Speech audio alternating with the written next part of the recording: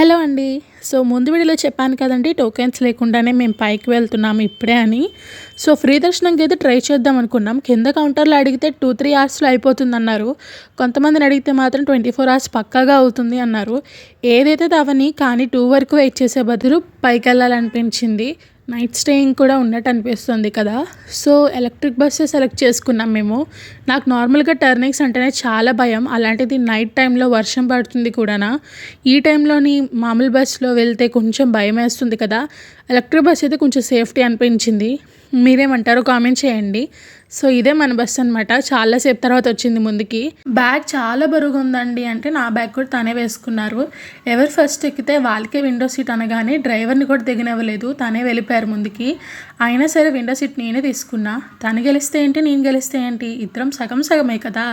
ఈ night time వల్ల ఎవరైతే నడుస్తున్నారో వాళ్ళెవ్వరూ కనిపించట్లేదు.